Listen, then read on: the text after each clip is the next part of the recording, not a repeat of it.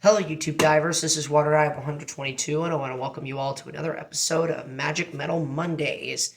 So today we're going to be doing another album ranking for y'all. We are going to be tackling the discography of American power metal legends and icons, Iced Earth.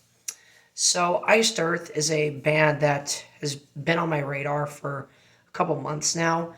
I remember listening to their first six albums back when I was in high school, or back in my early years here at university, and kind of put them off for a little bit. But now I decided to go back and not only re-listen to their first six albums, but also re-listen to their other six albums as well.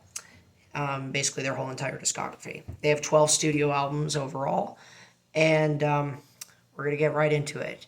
So let's go ahead and get started. Coming in at number 12, we've got the 2008 album, Something Wicked Part 2, The Crucible of Man. So this album welcomes back their classic lead vocalist, Matt Barlow, who at this point has been absent in the band for 7 years. And this is his comeback album, but quite honestly, I think this record is pretty mid. I don't think Iced Earth have any bad records, but they do have a lot of mediocre ones, especially in this late 2000s, early 2010s era of the band, where I personally think they were just going through a little bit of an identity crisis because at this point, the lineup changes are at an all time high, especially with the vocalists. Tim Ripper Owens is out of the band. Matt Barlow comes back for one more album. And Barlow would leave the band permanently following this record. And honestly, Matt Barlow sounds really good. He's without a doubt my favorite singer Iced Earth has had. I think I could speak for a lot of people about that. He's definitely their most iconic vocalist. And his performance on here is pretty cool, though it's definitely not nearly as close to amazing as his vocal performance on the four other albums he was on, but we'll get to that later. But yeah, I find this record a little bit too long and a little bit too uninspired to justify the album's length. I also think the songwriting is at its lowest on this album. There are a lot of songs that just feel very forgettable. There's a whole lot of filler on this album.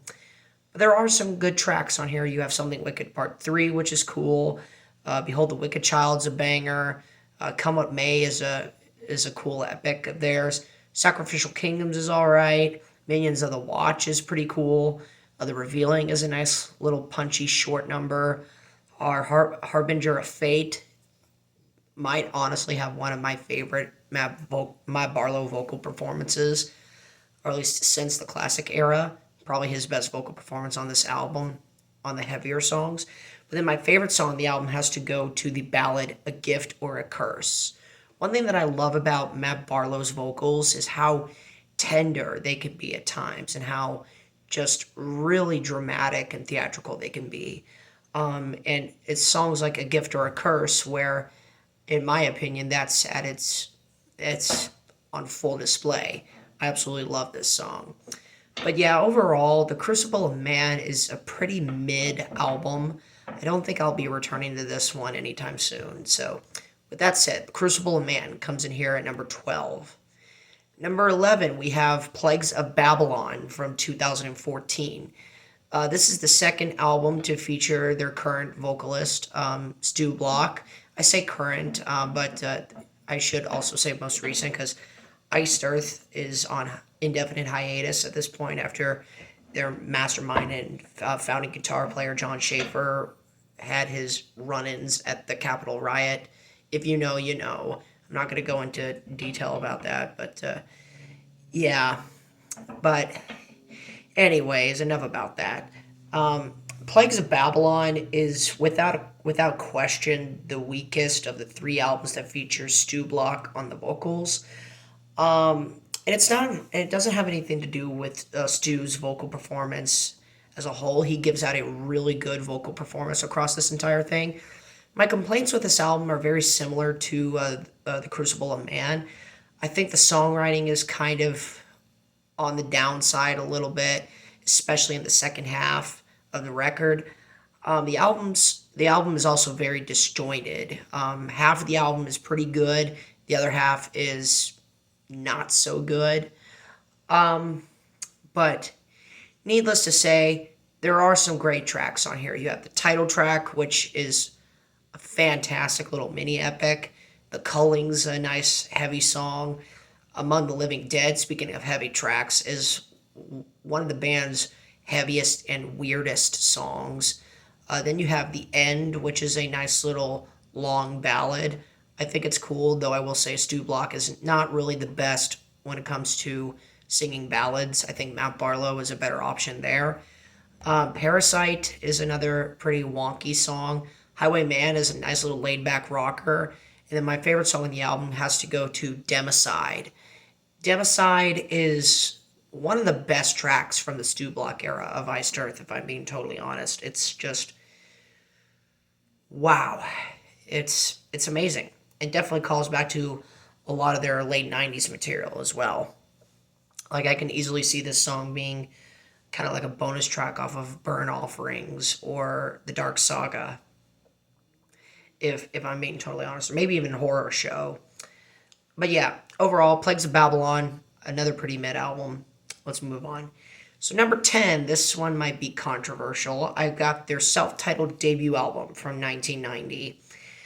Okay, so just hear me out here. There are a lot of things to like about this album. The production is really raw. John Schaefer's riffs are so clean and so punchy. And the songs themselves, like the songs themselves, you have the title track, Iced Earth, which is one of their more overplayed songs, especially live. Written on the Walls is cool. Colors is pretty good. Curse the Sky is all right. And then my favorite song of the album has to go to the closing epic, When the Night Falls. This is, in my opinion, one of their more underrated songs. But there's a reason why this album is so low. One man, two words. Gene Adam. Gene Adam is the vocalist on this album. I cannot stand him. I am sorry. I do not like his vocals at all. Like, it very much sounds like the mutant freak child of all the bad, worst elements of Rob Halford and Dave Mustaine put into one. It just is not good. I'm sorry. It's not good. Gene is just not a good vocalist. I just can't get into those vocals. That's literally the biggest reason why this album is this low. And another reason is because even though the riffs on here are very well written and very well performed and very well executed, a lot of the songs do kind of drag a little bit, and as a result, I just don't really get engaged with the entire album. But yeah, the self-titled album comes in here at number 10.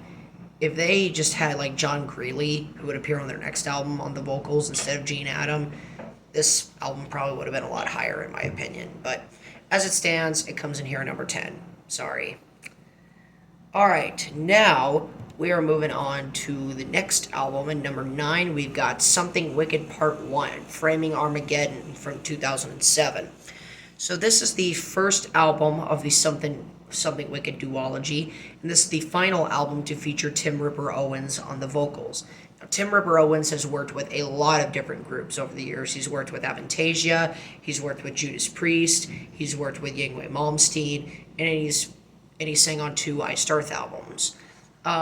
Something Wicked Framing Armageddon is definitely the weaker out of the 2 albums that feature Tim Ripper Owens. But I still think there are some pretty good tracks on here.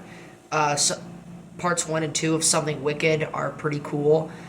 You have When the Stars Collide, Born Is He, which is a really nice song. The Clouding is another cool little mini epic. Sation Massacre is pretty cool, is another heavy track. A Charge to Keep is, in my opinion, one of the band's most overlooked songs. And then my favorite song on the album has to go to 10,000 Strong, which has one of Tim Ripper Owens' best vocal performances with Iced Earth, in my opinion. It's really, really good. But yeah, overall, Framing Armageddon. Oh yeah, and the title track as well, Framing Armageddon. I like that. I love that song a lot. Um, but yeah, overall, Framing Armageddon is again a kind of a mid album, but I do kind of like it. From now on, all these records I, at the very least, like. I don't think they're mid. So with that said, Framing Armageddon comes in here at number 9. Number 8, we've got their most recent album, 2017's Incorruptible. Uh, that title is pretty ironic, don't you think? But jokes aside, Incorruptible is a pretty good album. Another great album from the Stu Block era. Stu Block once again kills it on the vocals, but I do have to say, out of the 3 albums he's sang on, this one has his weakest vocal performance in my opinion. It's not terrible by any means. It just isn't as good as the previous 2 records. But what carries this album is its dark, evil, and just punchy atmospheres that Iced Earth is so good at capturing. You have a lot of banging songs. You have Great Heathen Army, Clear the Way, which to me kind of feels like a leftover from The Glorious Burden. Seven Headed Whore is a good song. Is a great song. Part 1 of The Relic, I like that a lot. Black Flag is one of their most popular songs, and for good reason. It's a killer track. Then you have Defiance, which is a little bit more on the melodic side, which is kind of a nice little change of scenery, if you will. And then, speaking of great melodic songs, my favorite song on the album has to go to Raven Wing. Just has one of the tastiest riff sequences in Iced Earth's entire career, in my opinion. It's just so punchy, and it's just so groovy. I love it. But yeah, overall, Incorruptible, a pretty good swan song album, because this is very likely going to be their final album after all the controversies involving John Schaefer. But yeah, not a bad album to go out on, if I'm being totally honest. Incorruptible, pretty good album. Now, we're moving on to number 7. We've got The Glorious Burden from 2004. So this is the first album to feature Tim Ripper Owens on the vocals. And the album itself is kind of interesting because this is a concept album-ish, telling many different stories of big events, big historical events that have happened over the past 300 years or so. Events like World War I, the American Civil War, the American Revolution, 9/11, Declaration of Independence, Signage Day, the Battle of Valley Forge, the Battle of Waterloo, etc., are all touched upon in this album. If you're very much into like American history or into world history or whatever, this is a good album for you. You have great tracks like Attila, Red Baron Blue Max, Declaration Day, The Devil to Pay, High Water Mark. These 2 songs are very strong 12-minute epics. Then you have Hold at All Costs, and that song combined with the 2 12-minute epics make up the Gettysburg Trilogy. Then you have Valley Forge, Waterloo, and then my favorite song on the album has to go to the ballad When the Eagle Cries. I have read that this song was written as a tribute to the victims of 9/11, and yeah, this is a very, very beautiful song. And while I don't really care for Tim Ripper Owens singing these ballad songs, again, that's just something I think Matt Barlow does a little better than any other Iced Earth vocalist. I think Tim's vocal performance on here is very, very nice. It is. And honest to God, I don't think Matt Barlow would be able to capture that. Maybe he would, but yeah, overall, When the Eagle Cries is just a beautiful ballad, one of their best ballads. But yeah, overall, The Glorious Burden, a pretty good album, but yeah, they've made better, and we're going to get to those better albums. So coming in at number 6, we've got the 2011 album, Dystopia. This is without a doubt the best album from the Stu Block era of the band. Every single song hits. Every single song hits. This is a very digestible album. All the songs move quick. All the songs flow together really well. And Stu Block, talk about a great initiation into the band. This easily has my favorite vocal performance from Stu Block across an entire album. With Iced Earth, anyway.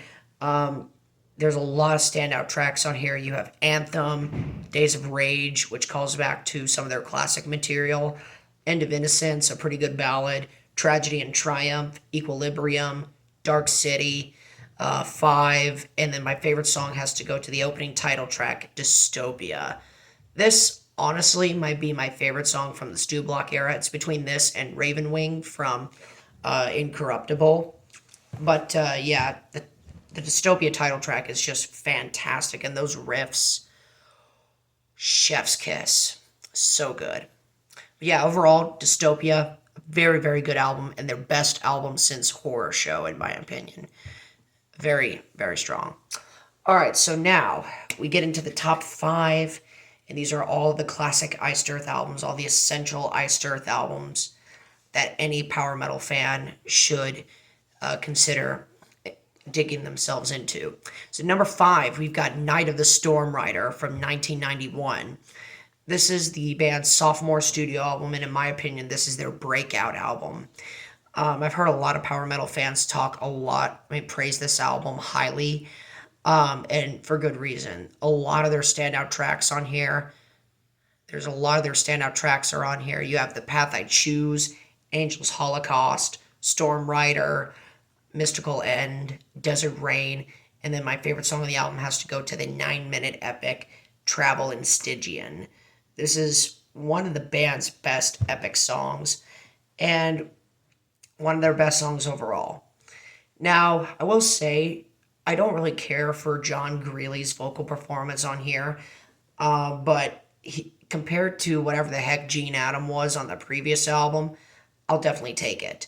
And honestly, Greeley gets the job done really, really well on this album. This is another very raw, very heavy, very riff-inducing record that I don't think Matt Barlow would be able to replicate. Yeah, overall, Night of the Storm Rider, a fantastic album, comes in here at number 5. Number 4, we've got the following album, 1995's Burnt Offerings. So this is the first album to feature Matt Barlow on the vocals, and this officially marks the beginning of, Night of the Storm Rider technically marked the beginning of the classic era of the band for me, but Burnt Offerings was when it really took off.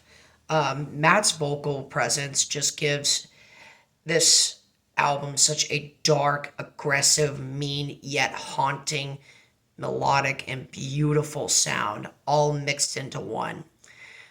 This is another classic power metal album. You have a lot of their standout tracks on here.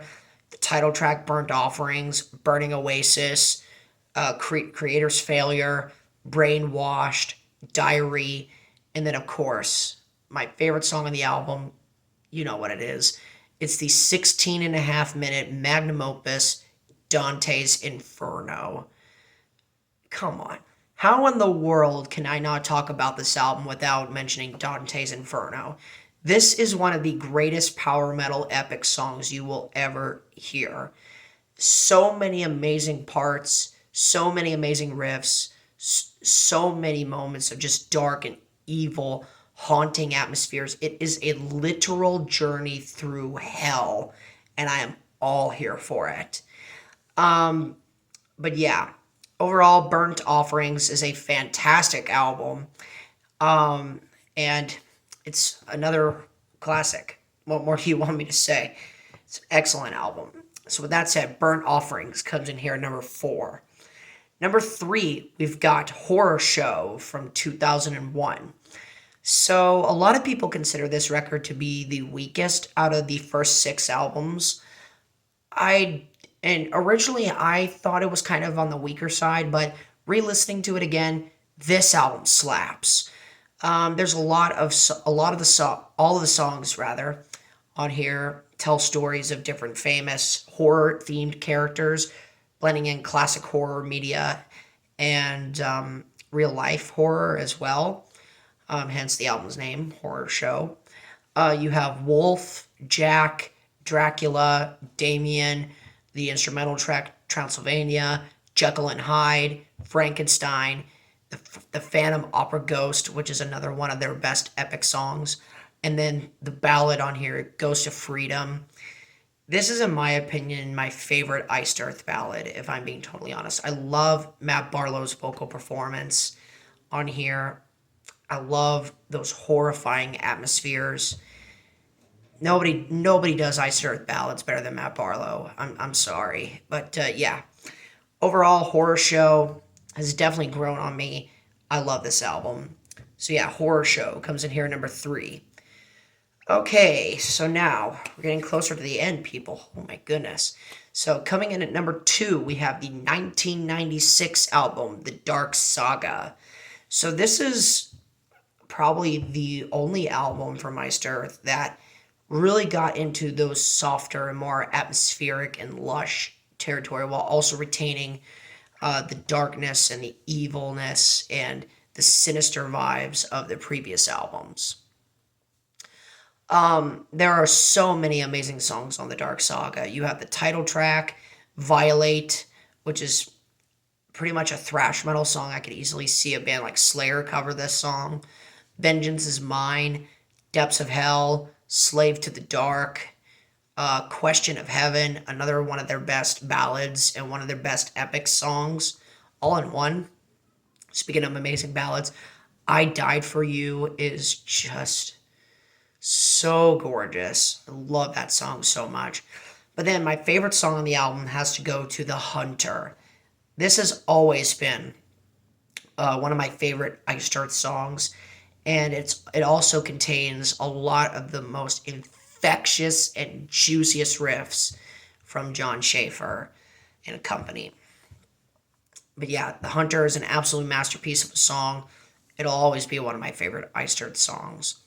But overall, The Dark Saga is a beautiful album from start to finish. I absolutely love it. All right, so now we have finally reached it. Number 1, Process of Elimination. If you're an Iced Earth fan, then you know what album is left. And that is the 1998 album, Something Wicked This Way Comes. I've talked pretty highly about this album in the past, and yeah, this still remains as one of my favorite power metal albums of all time. This album is just absolutely stacked from start to finish with amazing songs. I love the beefier production on here. I love Matt's just super versatile vocals and those riffs, man. This album goes hard on the riffs, I will say that. It's got a very nice balance as well. It's got its own fair share of ballads and heavier tracks and epics. Or at least it does have one epic at the very end. I'll address that in a minute. But yeah, you got Melancholy Holy Martyr, Consequences, Prophecy, Birth of the Wicked, My Own Savior, Reaping Stone, Blessed Are You, and then three tracks on here are, in my opinion, the holy trinity of Iced Earth. You have The Coming Curse, which closes off the album, and it's another epic of theirs. This honestly has to be my second favorite epic of the band, behind Dante's Inferno, of course. I love that chorus. It is just probably my favorite chorus that Iced Earth has ever written, if I'm being totally honest. So heavy, so awesome, so punchy. I love it so much. Then you have Watching Over Me, which is another one of their balladier, if that's even a word, songs. Yeah, and you want to talk about great choruses. This song also has an amazing chorus that will easily get stuck into your head every single time you hear it. Yeah, Watching Over Me is just a fantastic song. And then we get to my favorite Iced Earth song of all time, the opening track, Burning Times. Yeah, I love the twin guitar action on here. I love how punchy this song is. I love Matt's vocals. Everything about this song is just perfect. What more do you want me to say? It's the perfect Iced Earth song, in my opinion. But yeah, overall, Something Wicked This Way Comes is an absolute masterpiece of a power metal album and one of my favorite power metal albums of all time. So yeah, with that said, that concludes this edition of Magic Metal Mondays. Thank you so much for watching, my fellow YouTube divers. This is WaterDive122 signing out, ready to dive into more fun on YouTube. Thanks for watching.